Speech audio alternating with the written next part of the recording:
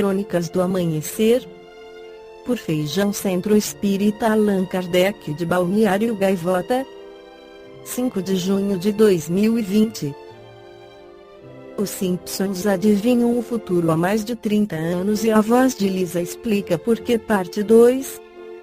A série norte-americana, que se estreou em 1989 e conta já com quase 700 episódios, é conhecida pelas suas profecias, entre as quais está a previsão da eleição de Donald Trump como presidente dos EUA, a invenção do smartwatch iPad e até o aparecimento de um vírus oriundo da Ásia, que os fãs da série associaram ao novo coronavírus. Em entrevista à Entertainment Tonight, criadores e vozes da série protagonizada por Homer D. Simpson e a sua família falaram sobre profecias da sitcom.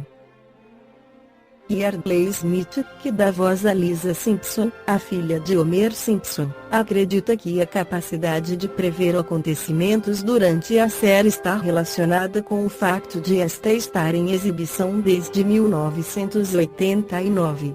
Se estamos no ativo há 3 décadas, provavelmente acertamos ocasionalmente em eventos futuros, disse Smith. O que as pessoas nos dizem agora é comecem a prever coisas boas. Porque até agora estas previsões foram muito negativas, disse Al Jean, um dos criadores da série. A sitcom, considerada pela revista Time a melhor série do século XX ao renovar contrato até a 30ª temporada, tornou-se a série mais longa da história da televisão. Allan Kardec volta ao assunto do conhecimento do futuro na Revista Espírita de maio de 1864, suponhamos um homem colocado no alto de uma montanha, considerando a vasta extensão da planície.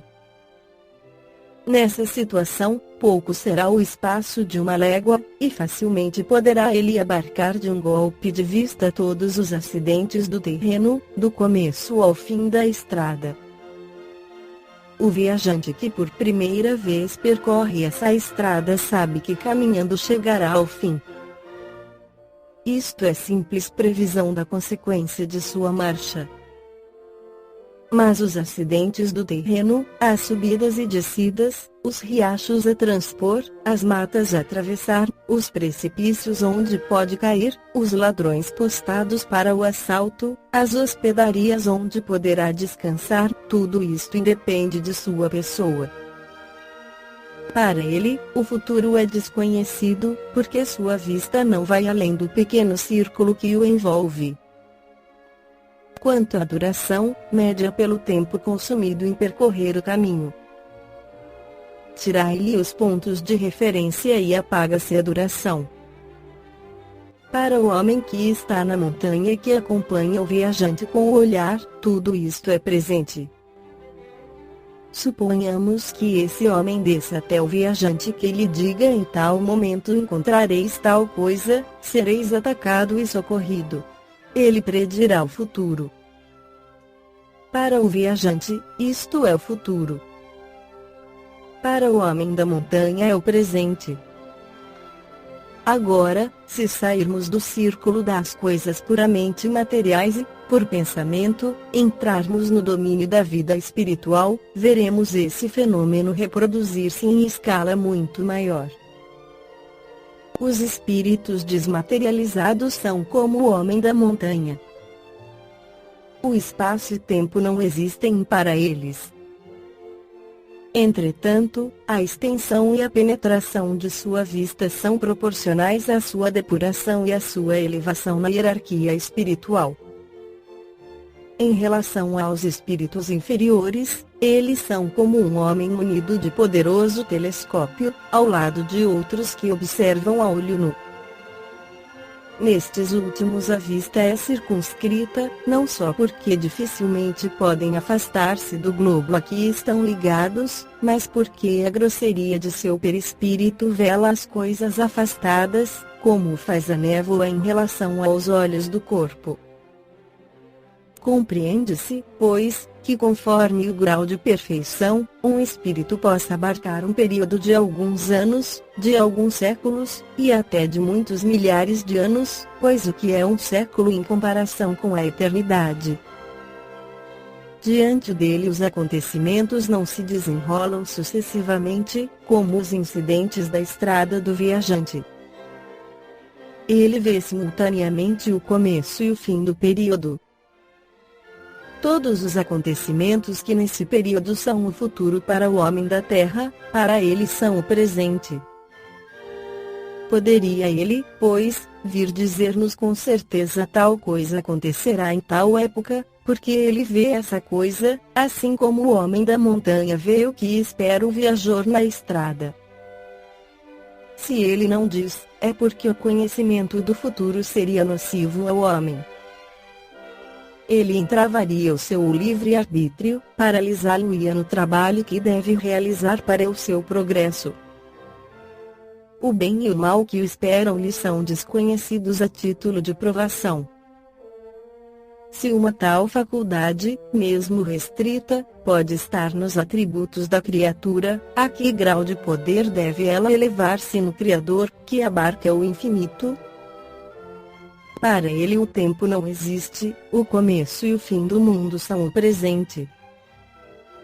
Nesse imenso panorama, que é a duração da vida de um homem, de uma geração, de um povo. Contudo, como o homem deve concorrer para o progresso geral, e certos acontecimentos devem resultar de sua cooperação, em certos casos pode ser útil que pressinta esses acontecimentos, a fim de lhes preparar o caminho e estar pronto para agir quando chegar o momento.